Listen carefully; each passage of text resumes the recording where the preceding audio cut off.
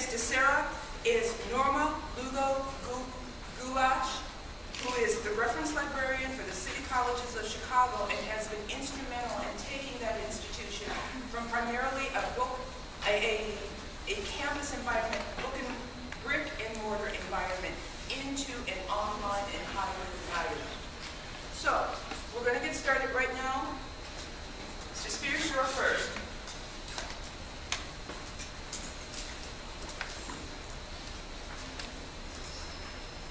Okay, close this.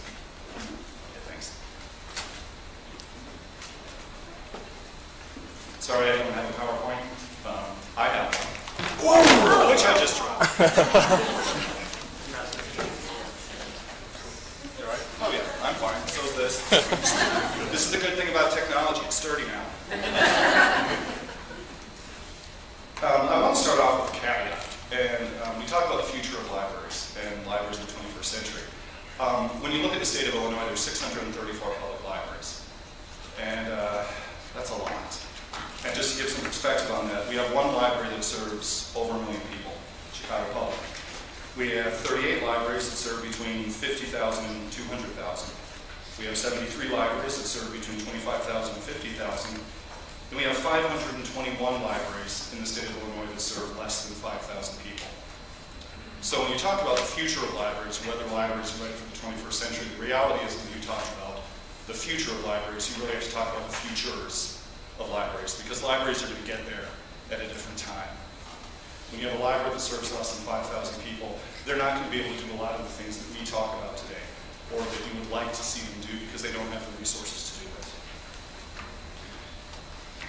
Now, I want to start out by talking about funding. Funding really is the background for everything, whether it's technology, library services, or anything having to do with public libraries. And you've seen some drastic changes in the past couple of years. Some of the showcase libraries that people used to really point to as, wow, look at what they're doing, libraries like Charlotte-Mecklenburg, Dallas Public, and even mighty Multnomah County have seen some pretty massive cuts. And that's had an effect on how technology is used and what they're able to do. Just to give an example, the funding at Dallas Public was cut from 32 million to 16 million over the course of 5 years. Now that's made them drastically re-examine everything that they do. In Illinois, the funding for public libraries is property taxes for the most part. Over 90% of the revenue for most public libraries comes from property taxes. And libraries had a good time. We had some great times from 1995 to 2005. Wow, it was wonderful. Those good times are kind of over. A lot of communities have reached build out. You're having a declining EAV. Just to give an example from my own library, the Naperville Public Library had its levy cut by $2.25 million. For a library our size, that is huge. And we got back $673,000 of that this year, for heading into fiscal year 13. But in fiscal year 14, we're going to need another $700,000 just to stay even, because we have been using our reserve fund. That's tapped. That's over. And so funding and what's happening to libraries needs to be kind of behind all of these discussions in terms of what's possible. Also on the funding front, it's not just at the local level, it's also at the state level. When you look at things like capital grant and the regional support, the support for regional library systems, that is also being decimated. The state library is no longer able to give some of the funds that they used to do, and in order to do it, they're kind of robbing Peters to pay Paul. The Illinois State Library gets quite a bit of money from IMLS, and that used to be reissued to public libraries and other libraries in the form of competitive grants. Well, what the state libraries had to do is take that money to support the regional library systems and be able to give all of the other libraries capital grants. So some of the innovation that you're able to see in libraries on the technological and other fronts is no longer really, they're not able to do it because the funding stream has dried up. The IMLS block grants that used to go into LSTA grants to libraries are no longer available. What this means for us is that we really need to prove our worth to our funders like never before. Just to give one example, at Naperville Public Library, one of the first things that I did when I got there was went on all of our databases, created a list of all of the journals that are of interest to the city, anything having to do with public management, fire protection, police protection, HR, purchasing, presented a list of those to the city departments and told them, hey, you can save $23,000 if you cancel all your subscriptions and just use the library databases. next year, if they argue with me about funding, I'll just say, well, okay, we'll cut our budget, we'll have to cut those databases. Sorry, you guys are and that can be a good thing. So I agree that we need to get the children out there, we need to get support, we need to really get the people to motivate behind the library. But another thing that you need to do is actually be of use to the city.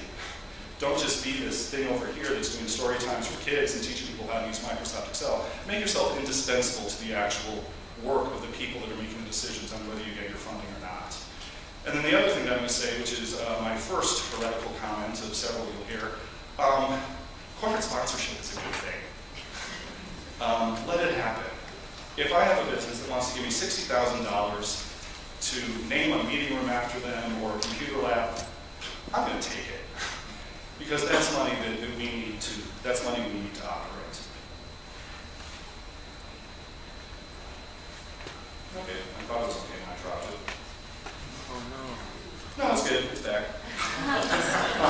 So some general observations on what we need to do heading into the 21st century if we really are going to change. And I would love to have just gotten up here and when, with the question of our libraries changing in the 21st century, said yes and sat down.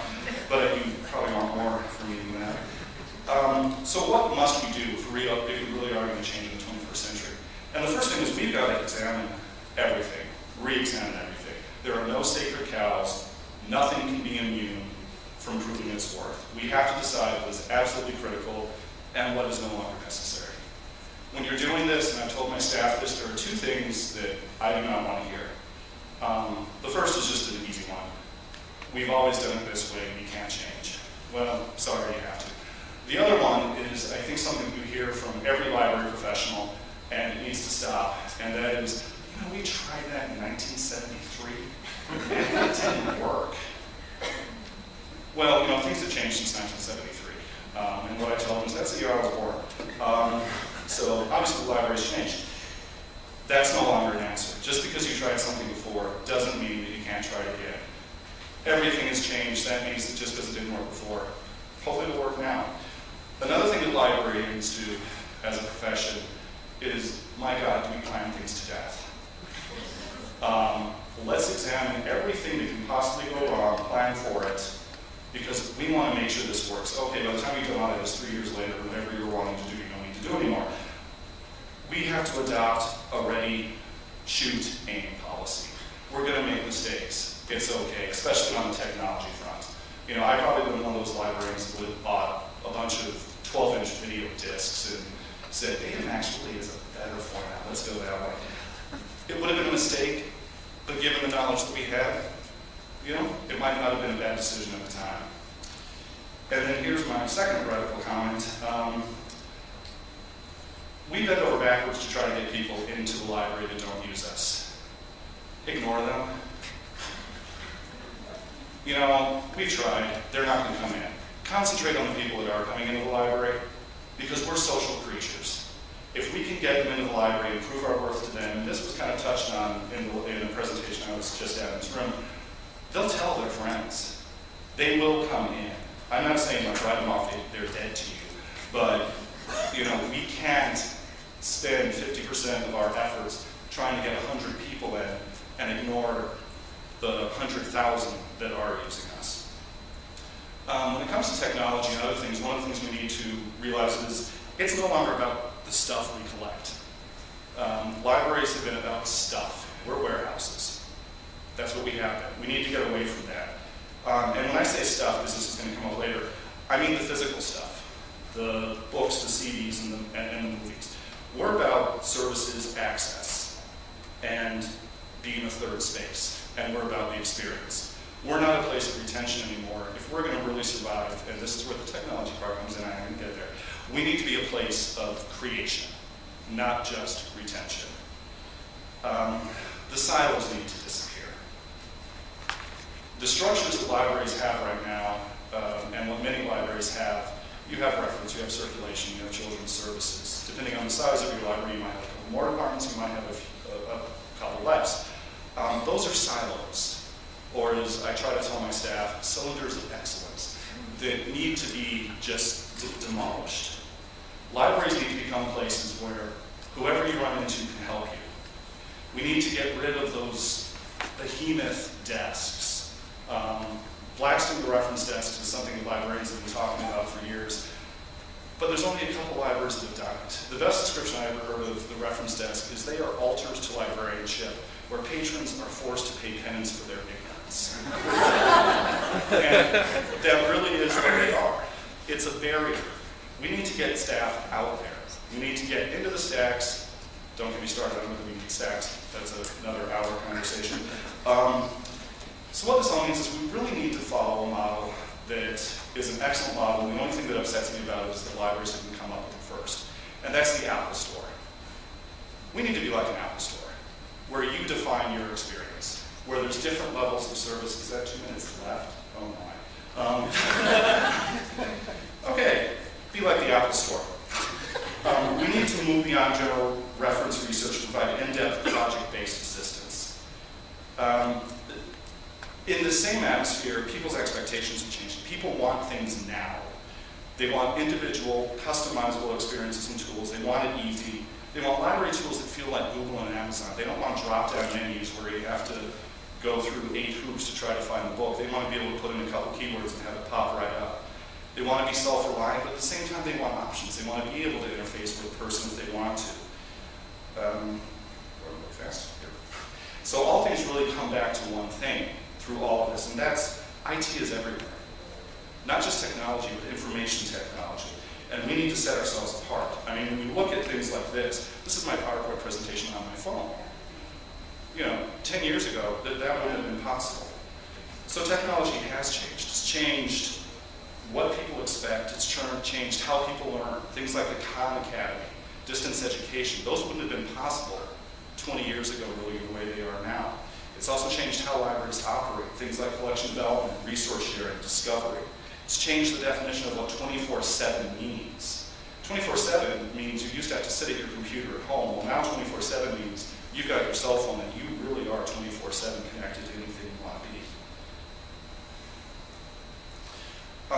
So moving into the 21st century, libraries need to adapt to all of these changes. It used to be that if you had a T1 line running into your library, wow, you were cool.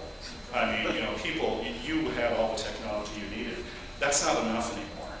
You now need high-end video and sound editing, Adobe Creative Suite, other software as well, because that's what the patrons expect.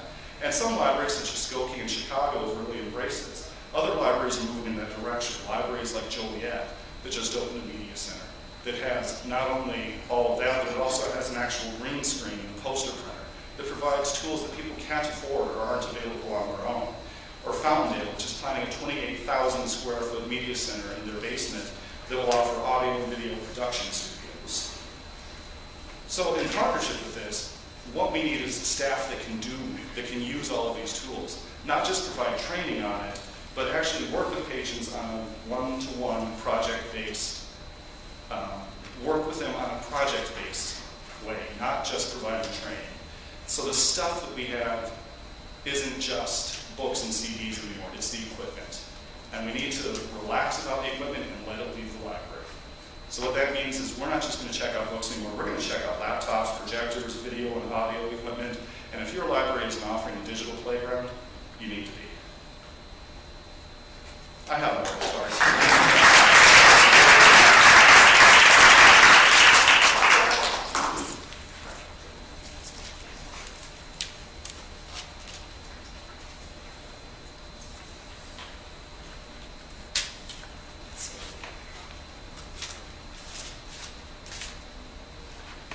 Should be right there at the bottom.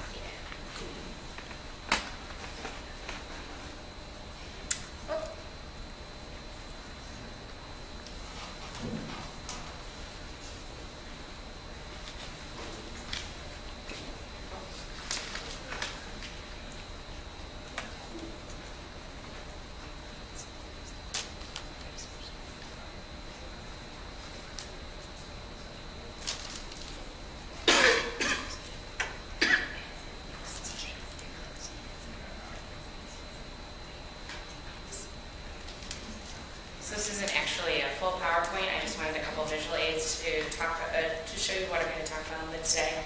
My name is Sarah Tansley. I'm the branch manager of the Humboldt Park Branch Library at the Chicago Public Library. And I think the angle I went with is building design today because I'm actually no longer at the Humboldt Park branch because we've handed over our building for renovation, and that's a picture of what's going to be happening at our branch. And we'll be talking a little bit about how technology has fueled this addition. But a little bit of background about Humboldt Park community. It's a socially and economically diverse neighborhood, and this library serves as an education hub, a technology center, and a community center for the neighborhood. Humboldt Park is a smart community, and I serve on the steering committee for the Humboldt Park Smart Communities Initiative. Humboldt Park Branch serves over 134,000 visitors a year. While we're talking about technology, we still actually have an increasing circulation of traditional materials. So we circulate about 85,000 items a year. And we circulate over 65% of our physical items in that time. Actually, monthly, I'm proud of this statistic. We circulate about 30% of our books on the shelf. Or physical items, because there's DVDs as well. So we're embarking on a renovation to our existing building, and this is what it looks like from the sky in mock-up. But this gives you an idea of what that space is going to look like. It's actually a children's room with a teen space at the end in the circle, and that's a U-Media, which is a model that you can attend another workshop later today and tomorrow, learn more about U-Media, but it's a digital learning space for teens. And for our space, it will be for a preteen set, like a middle school age, science-based area. So it's pretty exciting for our neighborhood. We're also getting a bunch of new technology in the children's area and in the existing space, which you can't see the designs of that. To give you an idea of what we do now and what our capabilities will be, we currently have about 2,000 to 3,000 internet sessions a month. I can't really tell you what that means in terms of time, because it could be anything from 5 minutes to an hour on the computer. It could be on a laptop, it could be a child, it could be an adult, but it gives you an idea.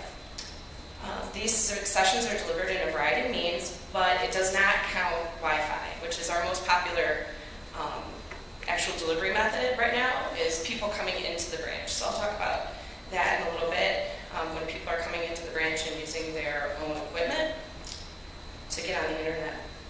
So with this new space, we're looking at increasing our access, we're looking at increasing the way we deliver technology to our public, and that's all very exciting to us.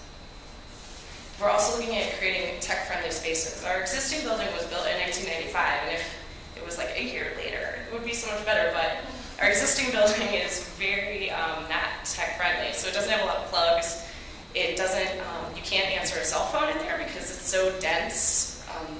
The construction material is so dense it doesn't receive signals inside. So all that has been a challenge for the branch, and that's part of the reason why we are getting the addition to bring us up to date. So some of the questions that were posed to me today were the future of technology in our branch and how we see it as librarians. And I think some of the trends that I'm seeing that are very interesting, and I hope that we've accomplished with this design, is that there's a lot of people who are skipping medium or platforms. So they're going straight from never using a computer to having a Kindle Fire. They're going straight from never having used a computer to accessing the internet on their phone. And they're not necessarily interested in learning what we're trying to teach, with our traditional computer-based classes. And so we have to be as adaptable as teachers to what the patrons are using our Wi-Fi for, using our technology for. So I think that's something that we should really keep in mind as librarians, because we're very focused on doing one thing, which is delivering the computer technology classes, but we're not necessarily looking at the 13-year-old who's using a PS2 to access the internet. That's just something that, we're not actually taking in, I think, as an access point. So another thing that we are, think looking at as 21st century librarians is adaptability. A lot of this space is going to be mobile tables. It's not permanent because we have to be able to build space that's not like my original building, that's permanent and it doesn't work anymore. So a 15-year-old building is obsolete. We can't do that anymore. We have to look at design that can change. And if new media isn't what we're envisioning now, all of that can be removed. All those tables, all that technology can be updated whenever we need to. It's all on wheels, it's great. So that space, besides the mechanicals of the building itself, are totally adaptable. So I think that's a lesson that we've learned the hard way, and I think it's something that you should really take into account if you're thinking of redesigning a space. Also think of a sense of space. Space has changed how people use space, what people are going to be using your space for. So when you're designing a space like this, you have to think about light. You have to think about plugs. You have to think about the way people use space in general. No one likes to sit in their grandma's attic. And that's a lot of times what our libraries look like. They're dusty, and they're dark, and they're weird spaces to hang out in. So that's not just true for teen spaces, that's true for adult spaces as well. You also want to be able to continue delivering the information in a variety of ways. So you can see there's still bookshelves here. Like, we're not just throwing the baby out with the bathwater. You can design a space that has both needs, all needs, anticipating needs in the future, doing all different kinds of things. And I can't say enough about the environment that you create. This is going to be the front view of our new addition from the building. You can see the existing building on the far side. Look at those skinny, tiny little windows. Look at the new windows. They're like 7 times the size to be all windows. That's a south exposure, and it faces Humboldt Park, which is a huge park. It's going to change the way our library space feels. The sunshine on you feels good. It's warm and inviting. Yeah. What it's like now is like you're in a castle, and it has tiny little windows, and somebody's going to put an arrow out of it.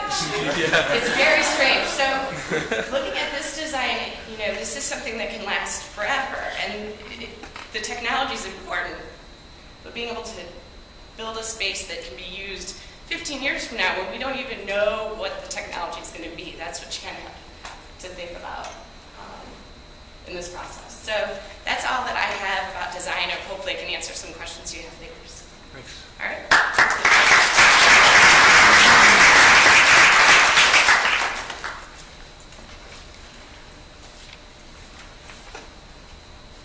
You can just close it. Yeah. Sorry. You can pull it down too. Yes.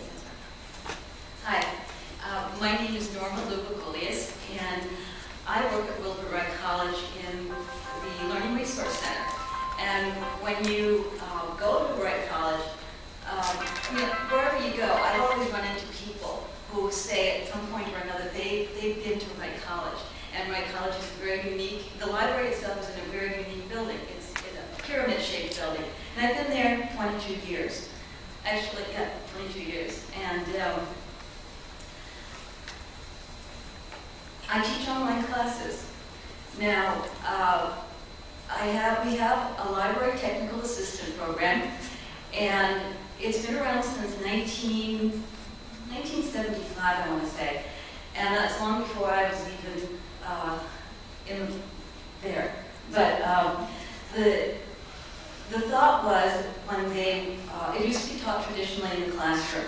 And at one point, about 10 years ago, it was decided that it should completely go online. And so they hired someone to transfer those classes that we have to an online process. Well, I fought it for 2 years. I didn't want to teach online. I was used to the classroom, and of course, like any other instructor who doesn't want to move that way, you just crawl along. Well, I had to learn. And so I've been doing this for 10 years, and it is exciting. It's a new way. This is the way students are learning today. They are learning either in the hybrid form, which is part classroom or part in online, or completely online, as we are. And we have 4 courses that we teach online, and they are, that will serve towards getting a student a basic certificate. And then they can actually work in a library as an assistant to a librarian.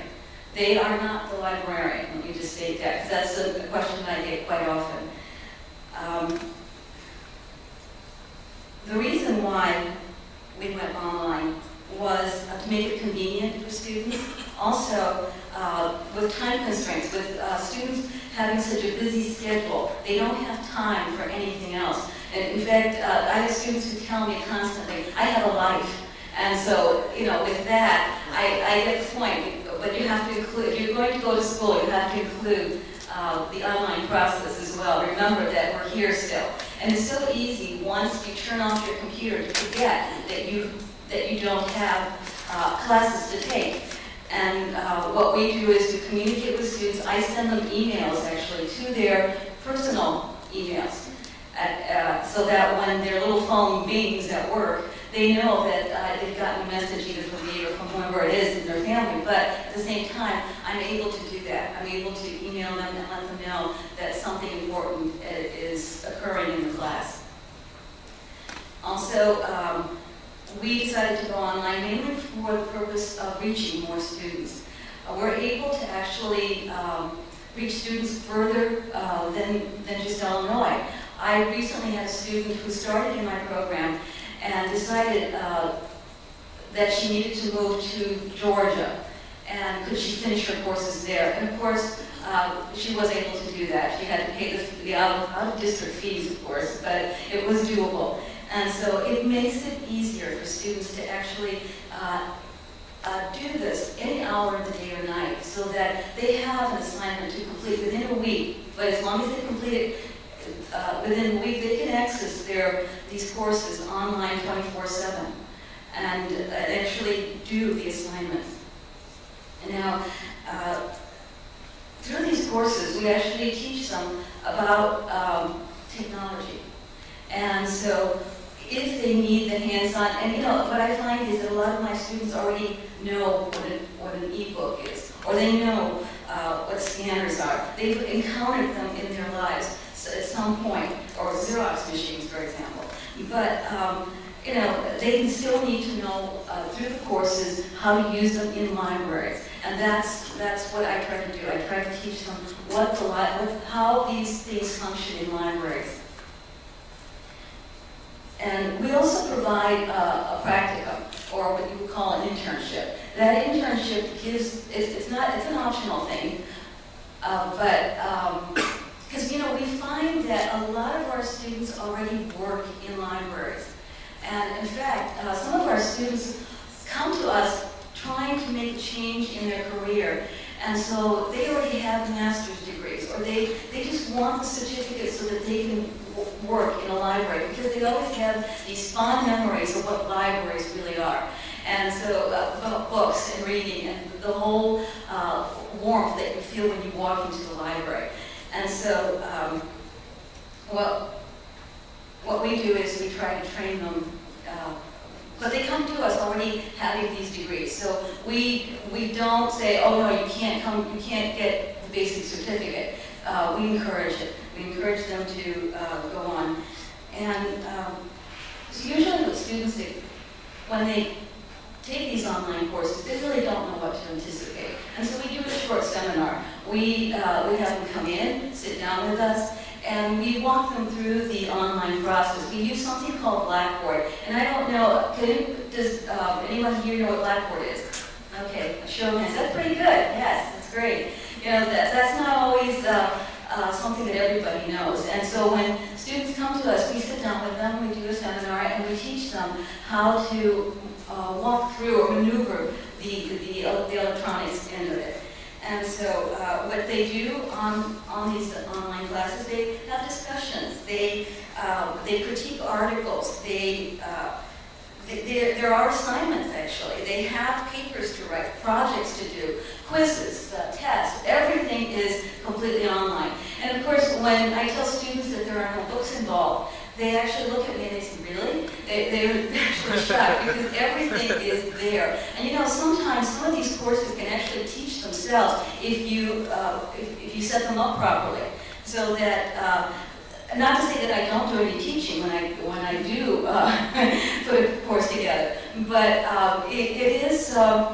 it can teach itself occasionally, depending on the type of students that you have. And you know, the students that come to us really have, they have challenges, and they don't always tell us right away. We find out little by little as we do discussions in the class. And I actually had a student who I didn't know. I mean, I met him in person, and when you meet people in person, they don't tell you everything. And so it came out in the class that he had a criminal record. And so I wasn't going to even question the fact that he had the criminal record, but other students in the class started to ask questions. And so it was really up to him to answer them if he wanted to. But he just, you know, glossed over a little bit, which was okay. But, you know, students don't always tell you, like any situation, you don't always know what's going on. And, you know, sometimes people ask me, well, how do you know that student is really the student in your class who's taking the exam? Well, you know more or less because you know how, as you go along in the semester, you get to know your students, you get to know how they write, you get to know how they respond to things. And so, of course, you get to know your students pretty well by the end of the semester. And you know whether or not they are the ones writing their papers.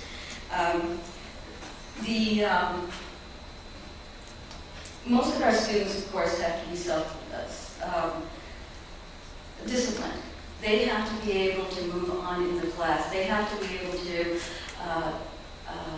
move the discussion forward and write to me if they have problems. And more than likely, there will be a problem. Most of the problems are I didn't put out the quiz, or I didn't put out the writing assignment, things like that. Anything that's related to technology. But the one thing that I wanted to emphasize in all of this is that I actually, let me just say that when I go out to recruit students for our program, what happens is that most students are not interested at all in libraries, mainly because they still see libraries as being quiet places where they're shushed constantly, or places that are not as inviting as they would like them to be, or you know, that they have a reason why they don't think libraries are a way to go as a career. And so my biggest challenge actually is trying to convince them that libraries can be exciting. There is technology there. There are computers, laptops, and we've just recently bought about 6 iPads, and we're using them. We're using them for workshops that we do, small workshops that we do with students. And you know, we have a lot of technology. And my hardest job, though, is getting students to understand that technology is there and that libraries are exciting places to be. And so, you know, we actually serve coffee in our library. So when Thursday, one day a week, Thursdays, and when Thursdays comes around, you will not believe the crowd that comes around the coffee containers. You know, so and then they come and they stay. And we find out when they stay, they really enjoy the atmosphere. They stop and talk to us. They see it as a place more than just for learning. They see it as a place, as a social network area too. So libraries can be exciting more than they really know, and that's the really biggest challenge I find every day when I try to recruit students. Is that pretty much okay? Okay, great.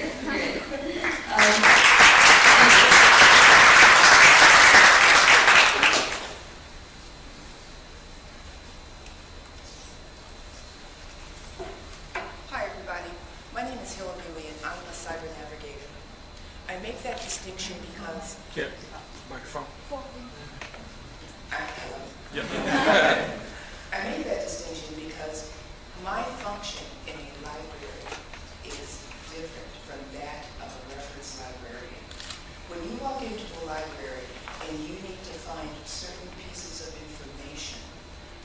shape a search, that is the responsibility of a reference librarian.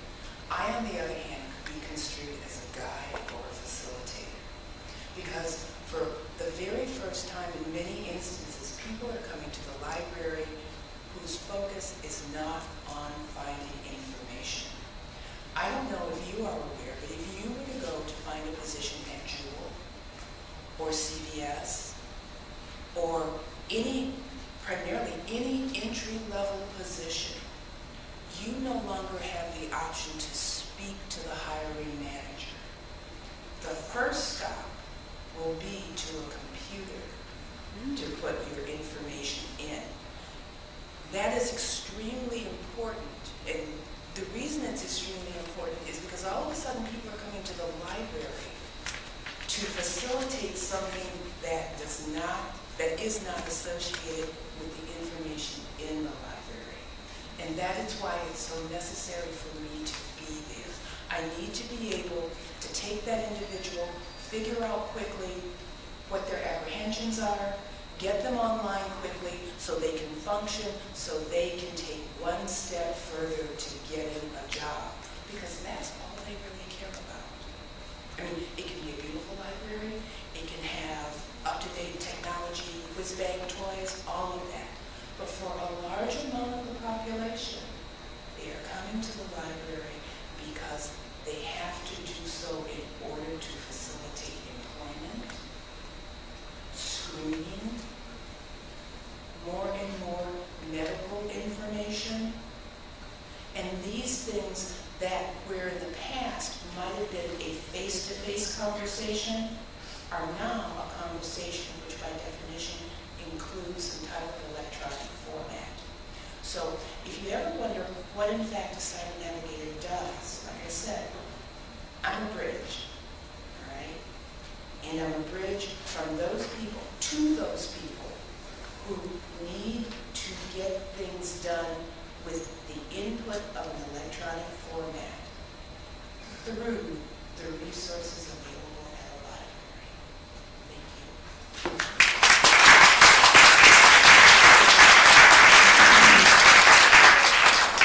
We're going to take questions and answers at this point. Are there questions from the audience that you'd like to address to my panel?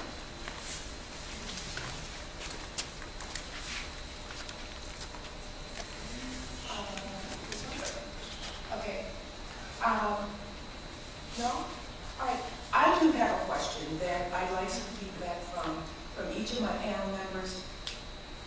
Historically, on a grand scale, the library has been a portal.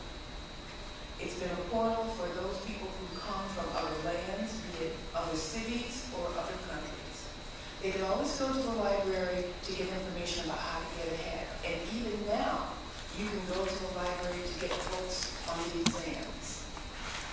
They could also go to the library to see what was going on back home through the newspapers that come from different lands. Has the introduction of the technology changed that fundamental piece of it? Let's start. Yeah, I get to go first again. No, it really hasn't. I mean, even given everything that I said earlier, the one thing that really needs to be emphasized to everyone is that libraries aren't changing what they do. They're just changing how they do it. The tools have changed, so much else has changed, but the role that libraries play, the role that the librarians play, the library staff plays, is still the same.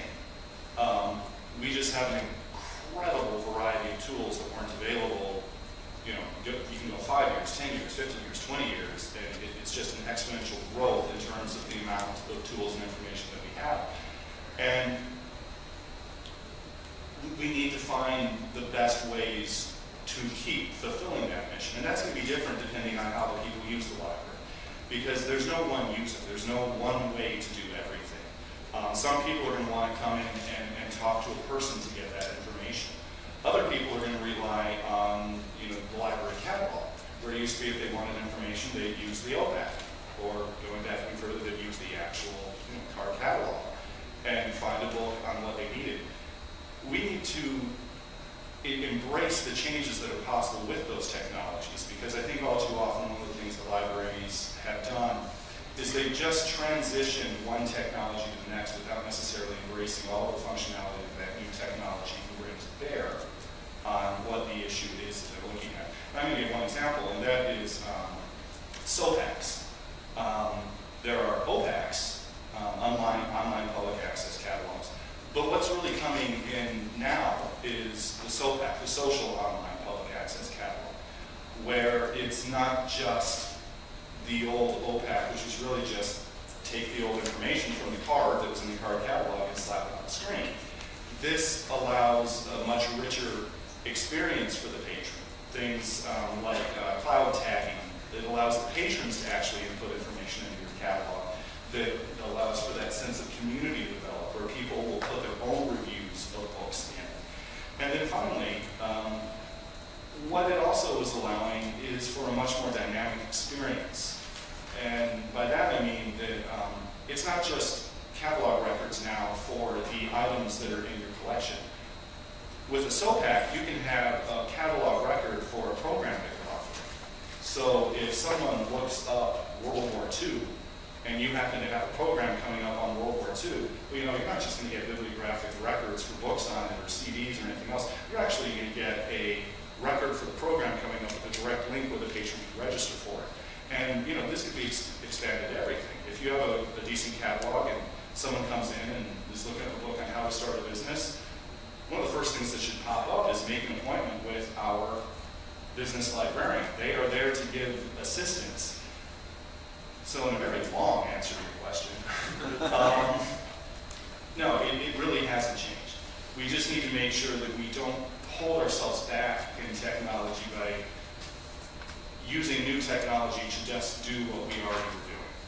Take advantage of the full range that the new technology allows and move forward that way. One of the big advantages I think that I've found in the past, I guess, year that I've been at Humboldt Park and on the Smart Community Steering Committee for Humboldt Park is that while we as librarians have a habit of trying to do everything for everyone, I've been able to meet all of these folks who are doing these social services through technology at a variety of different levels in my community, and connecting with them and realizing that I can be really good at one thing and they're really good at another thing. We don't all have to do everything.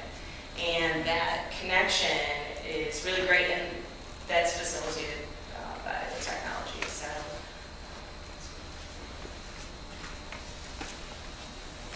There's contact. Colleague Sarah's. I worked in the community. I worked in Austin, which is actually the largest community area. And I worked there for 15 years. There were 120 community organizations. Where I work now, it's near Wright College, and there's some new services, but that kind of thing, the availability of some of these, what Sarah was talking about, there needs to be some, it's not always handy because of the community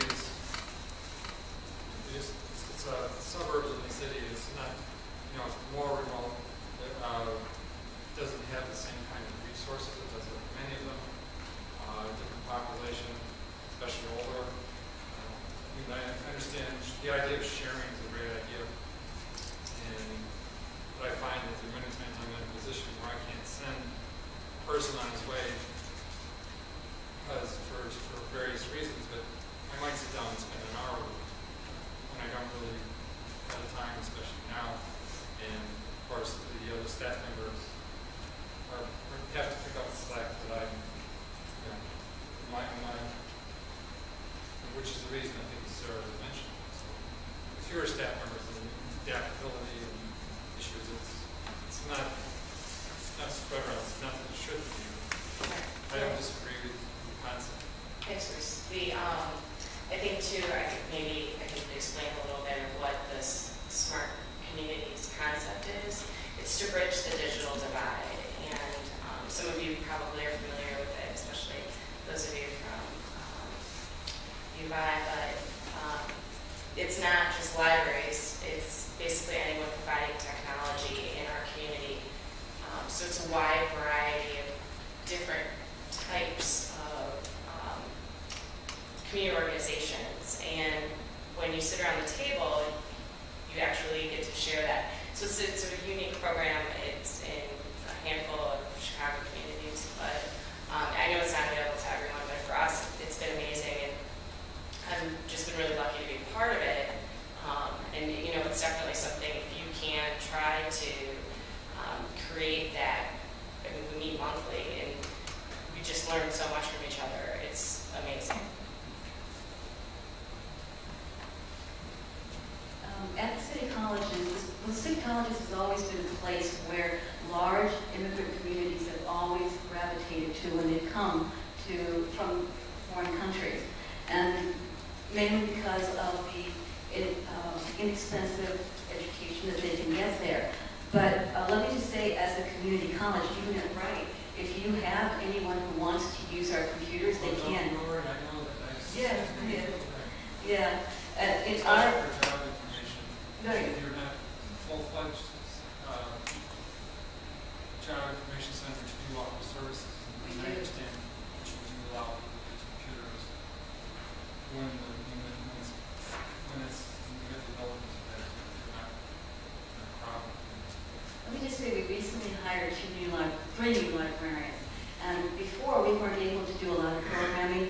What we were able only to do was a lot of the reference plus at the same time, the orientations as to what's on our campus and databases and all that. Now that we have more people on our staff, we're able to actually provide more services. And if you walk into our building, you'll notice now, most recently, because we have a new chancellor, she's encouraging more computers throughout the whole of the campus. And so when you walk into our centers, if you just walk into the library, not even the library itself, just on the outer perimeter of our entranceway, of our lobbies, you will see more computers there. And you don't even have, once the library is closed, the computers are still on the outside of in the lobby area, so that students or anyone can walk in there and actually use the technology that's there. And there are dedicated printers too. So that when it's open to the public. So we are a community college, and so the community is always welcome. I have a question that I think Sarah touched on in a little bit. As you're talking about 21st century and doing all of these, doing more in terms of partnering with your communities, etc. One of the questions that I've been thinking about is how to plan for abandoning services that maybe don't need to be doing as much anymore. So that instead of spreading yourself thinner, you're concentrating on things that are meeting the needs that you see, as Sarah said, not being everything to everyone everywhere, but perhaps figuring out, okay, I don't need to be this thing, so I can now be a bridge or whatever it may be. And so I just wanted to see your thoughts on planning for those things that you're going to face out on and to do these new things. Well, that question was directed to you. I would really like to hear the rest of the panel contribute also. I think that one of the first things is community assessment is the most important part when adding services or taking away services in your community. So you have to know what's available in your community, and it's just footwork. You know, being on committees, knowing your community, talking with your neighbors. In Humboldt Park, we have a lot of social service providers in very close proximity to the library. So I don't need to provide a GED class in my library. What I do need to do is partner with the GED class that's 3 blocks away so that we have an easy referral intake process. And then I'm inviting them back to the library to use traditional library services, utilize our technology, and come in for the things that I'm good at. And you know, that's kind of how we do that. Really, for technology reasons, I think that that's one of the reasons why we're looking more at providing less hardware, I think, especially in this edition. We're looking at actually then initially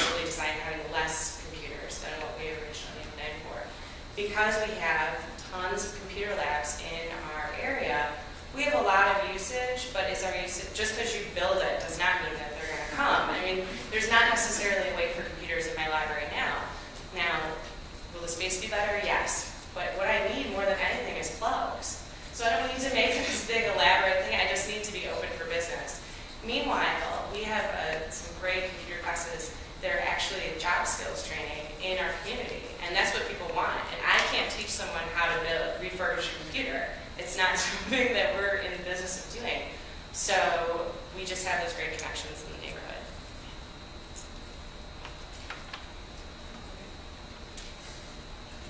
Well, yes, like I mentioned, we recently hired new librarians, and what we're doing actually is incorporating more workshops that we do not just for students, but the public is actually welcome to attend them. And so that is our way of kind of connecting with the community that's in our vicinity or whomever wants to come. And most of this information is located on our website at right.ccc.edu. We were looking at what services to expand and what services to get rid of or deselect. You know, you're really talking about strategic planning. And strategic planning, as it's been done in libraries very often, was geared towards the library. What does the library need? And everything was done in terms of what can the library do. And strategic planning needs to kind of change a little bit so that it's not focused on the library. Because if you ask people, and I've done this, you know, should we close on Sundays? No. Okay. Should we buy more books? Yes. Should we buy more DVDs? Yes. Should we buy more computers? Yes. It's kind of hard to plan when everything's expanded.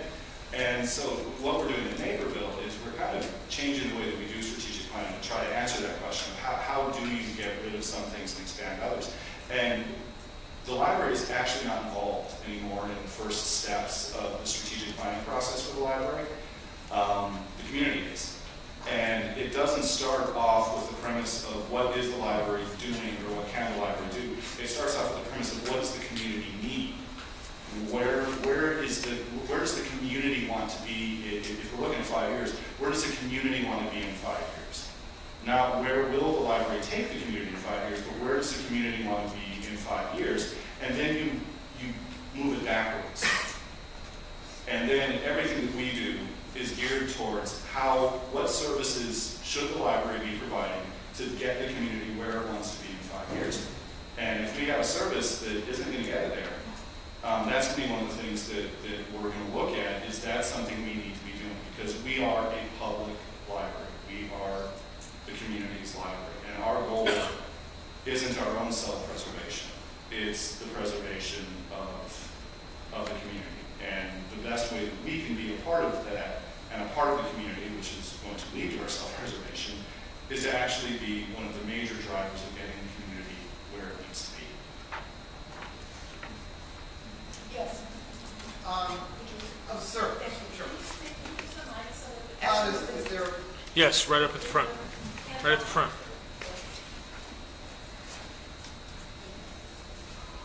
Wow, now I feel like a lounge singer.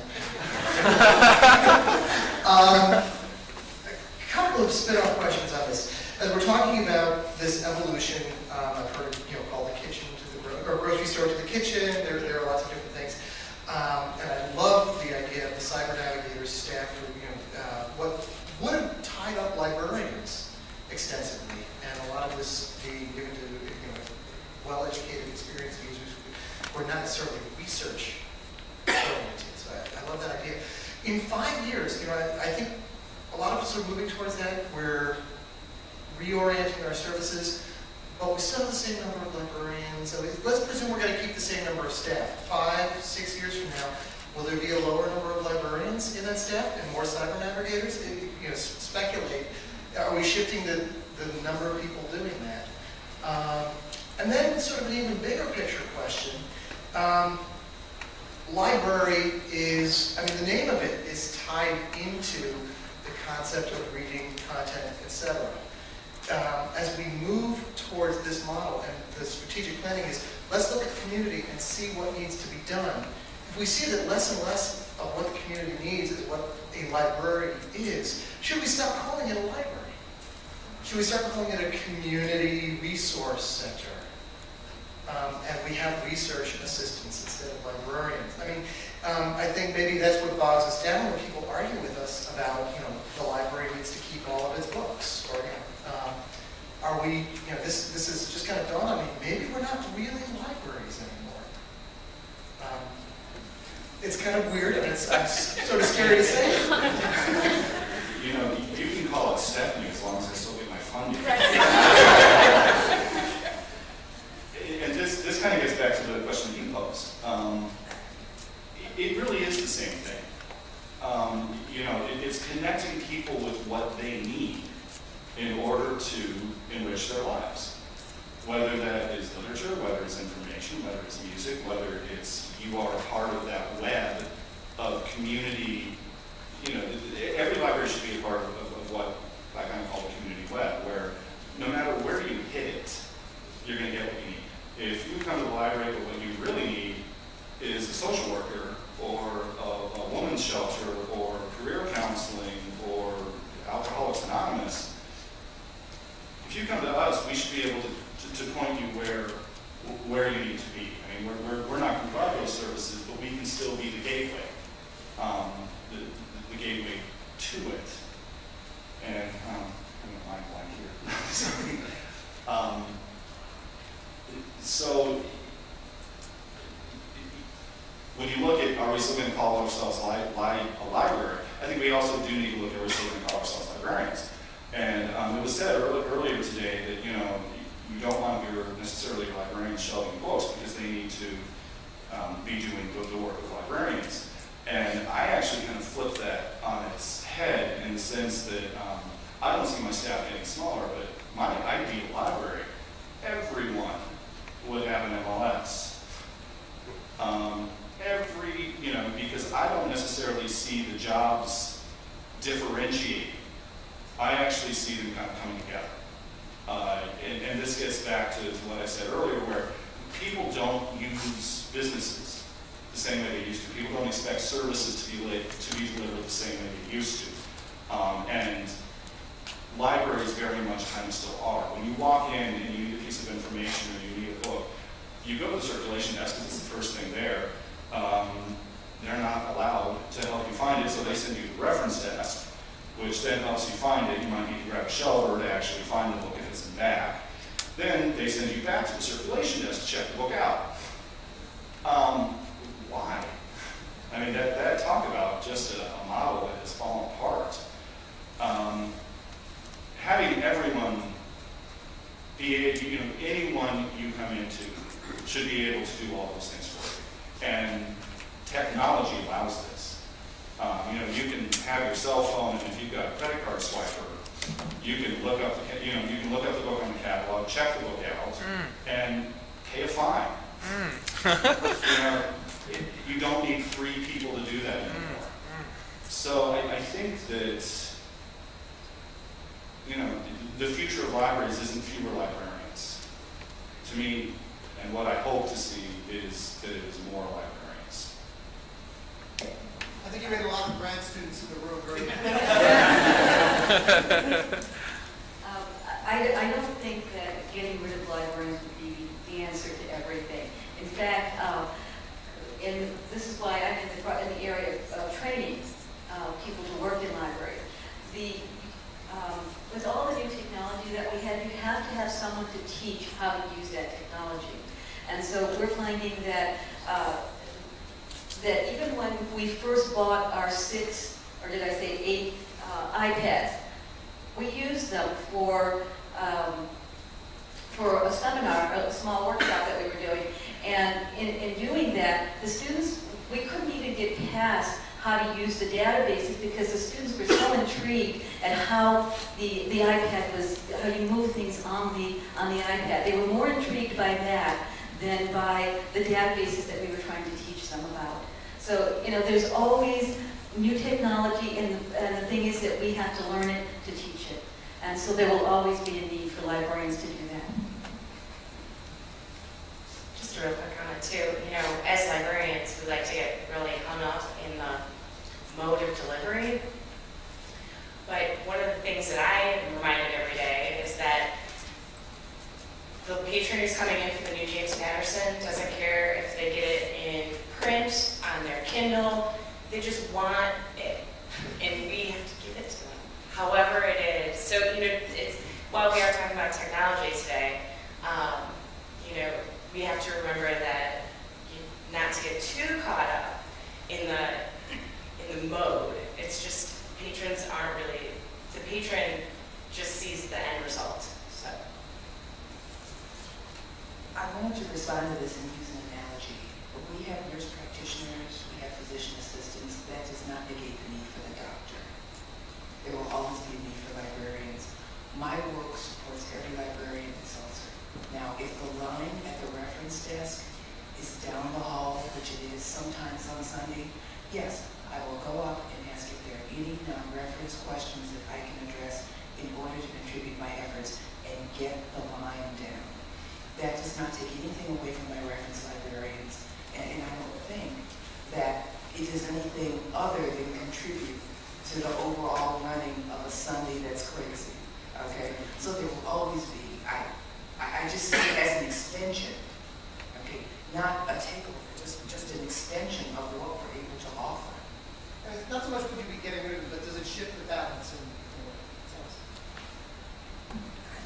I don't think so. I would be in the same boat. I'd want all librarians. In fact, I try to make librarians out of all of my staff. So I'd be in that boat. And for the handful of people who, actually went to library school because I encouraged them for years and years and years and years, I was like, look, you're already doing reference every day. You might as well just become a librarian.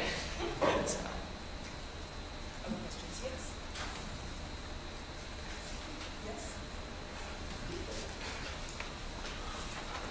So, especially with new technology coming in, for example, the poster printer, and to say like 3D printers, which is probably going to be slightly opposed by higher bureaucracy and administration because of potentially negative repercussions from legal issues and infringement and whatnot.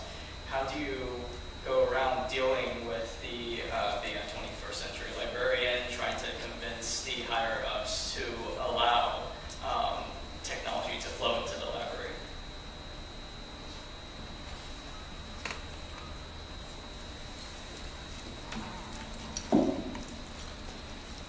As a higher up, I don't necessarily think sometimes that the higher ups are against it. I think resistance can come from any level of staff, and resistance to change is kind of a universal concept.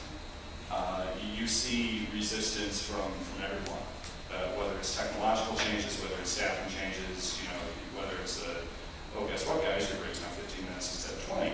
And then there's people I know that if you move the break from 15 minutes to 20 minutes, they'd be upset. So I might, actually argue with the premise of the question. A lot of higher-ups are embracing technology pretty quickly. The legal issues, they work themselves out. And I'm not being completely facetious with that. As a library, we see, when you get down to it, we see the law being broken in our libraries every day. And you post that copyright notice on a Xerox machine, that was kind of the initial one, and you walk away. We're not there necessarily to completely monitor how people use the technology. Now, if they're using it for something that is just kind of patently offensive, then yes, then you can step in if it's harming someone else. And I'm not saying go out and allow your patrons to just, run willy-nilly and break all laws. But when someone checks out 30 CDs and returns them all the next day, you've got a pretty good idea what they're doing. But it doesn't necessarily mean that it's our role to interfere with that. So things like 3D printing and a lot of the other legal issues, it's not turn a blind eye. It's not just allow it to go on. But part of being a library is that you have to trust your patrons. And for those libraries that don't trust their patrons, you start placing restrictions to keep 2 people out of 100,000 from doing something that they shouldn't do, but then keeps the other 99,998 from doing something legitimately. So the technology really, you just got to trust that people are going to use it for the purpose in which it was intended, and realize that, as with anything, there will be people who will use it. And you've spoken, just as John had mentioned when he was speaking about librarians' habit of over-planning, and I think that might fall in here as well. We over-plan so much when we're getting ready to implement something. Sometimes we actually plan out unintended consequences that are positive, because we spend so much time trying to control the outcomes that we control positive things right out of. So you can't really plan absolutely for something. You can even have an idea of how it might turn out. You implement it, and something completely unexpected that's absolutely great happens and comes from it, and other ideas are, arrive from that as well. So when you overplan and worry too much about what's going to happen, what will be the end result, I think that you can actually do more damage to yourself and waste a ton of time. Don't even get me started on wasting time.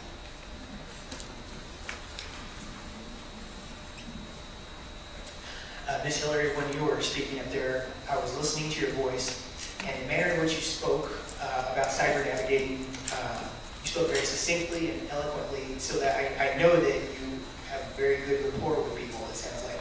So I'm pretty sure you're a good cyber navigator. To that end, I'd also like to see, if you're not already, you would make a very good storyteller. I'm in a storytelling class now, so these are the forefront. We do a lot of that. Okay. Comment for Sarah, having just recently survived a branch renovation myself, I can say you're definitely in for a wild ride. We managed to stay in and keep our branch open during the entire course of the renovation. So I hope that we weren't really given any opportunity to give input on how the new branch should be, or what things we might need to help in this manner or that manner. It was kind of told and dictated to us how it was going to be. And, not all of the considerations were taken as far as ergonomics, space requirements, our ability to do our job within our space. And as a result, we've lost a little bit, but we've gained immensely what we got. It's a beautiful new renovation with double the computers. So I hope that this is a good transition for you. It was mostly for us. You're in for a good ride. I hope you get to enjoy it. John, it sounds like your library, your theoretical library with the technology issues would be a dreamland to work at. And just to wrap my comments up, one of the things that I think helps me now and will continue to help me in the 21st century is I have a pretty strong customer service attitude and ethic. That can depend on the person. For me, it's very important in how I deal with the people, the patrons, and even among coworkers. And so that leads to my final point. A strong teamwork and synergistic component with your coworkers can really make all the difference as you're transitioning, as we are all transitioning in this new era of technology, books, movies, technology, whatnot, just strong communication skills with our coworkers and even with ourselves and being able to receive communication. So I think those, to me, are really, really important aspects moving forward, is teamwork, communication, and just being open to change.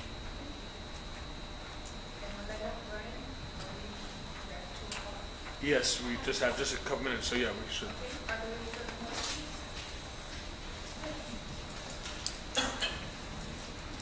Hi, my name is Danny from Chrysalis. First of all, thank you for your great presentations. And well, I think you have something in common. For example, libraries are changing, or at least they are trying to change themselves. But on the other hand, I'm sure that there's something that will change. For example, as John mentioned, funding is a very important part of libraries, and I believe it will never change, because funders and investors always want to check the result of their investment. Even angel investors also want to do this. So this is my question. What kind of evaluation model have to measure your organization's ROI, I mean return of investment, and if you have any, is there any change to your evaluation model which based on all these kind of technological development? Thank you.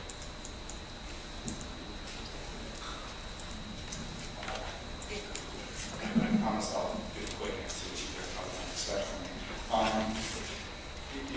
Libraries have been so driven by statistics, widgets, and outputs, and that needs to go.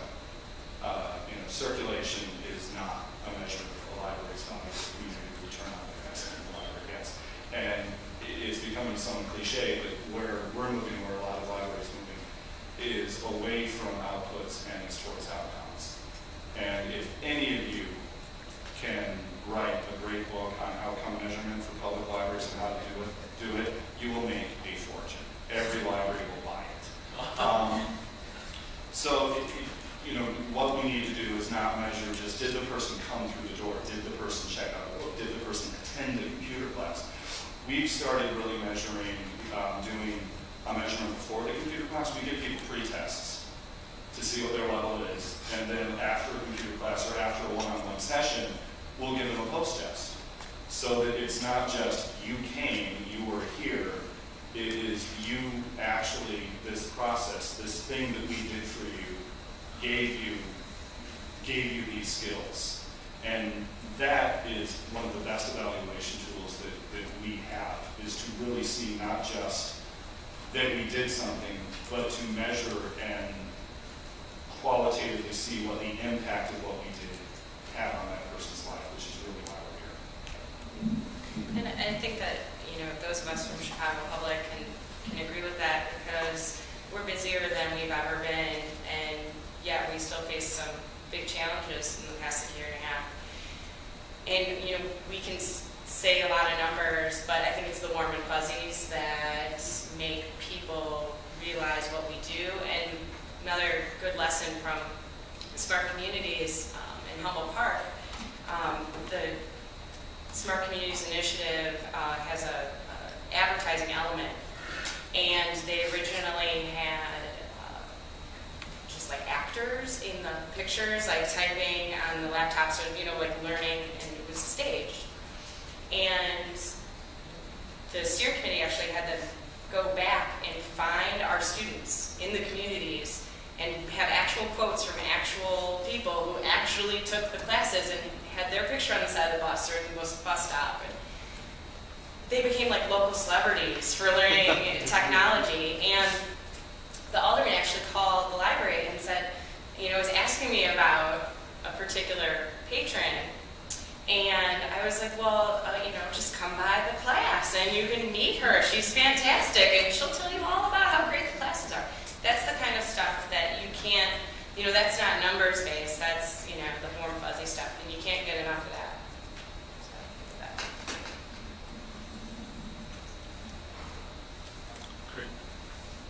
For me, the criteria is the light. If I can work with a patron and the light goes on, and every time you see it, you know it, all of a sudden, they break, that is the benchmark that I use. And it could be regarding anything. It could be going to a website at their home where they're like 5,000 to 6,000 miles away. It could be finding a piece of information they've been looking for. But you know it when you see it. If the light goes on, I've done my job.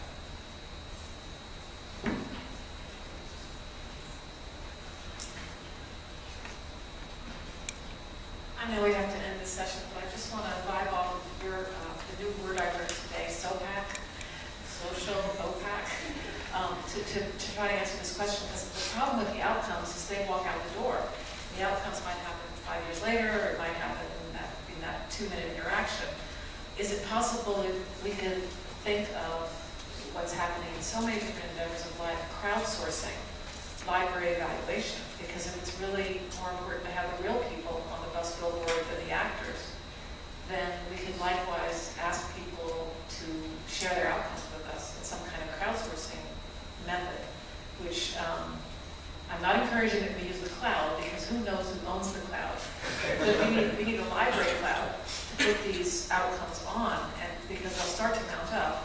we need to use the data analytical power that there exists in the library information science schools to crunch that data to silence the critics who say, get outcomes out of libraries, it's all warm and fuzzy, and why are we funding this? But we really have to think way more creatively, and we have to be super aggressive, because outcomes, you just have to add them up and suddenly they're powerful statistics.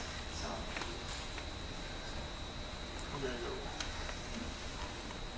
Thank you very much, everyone. Right?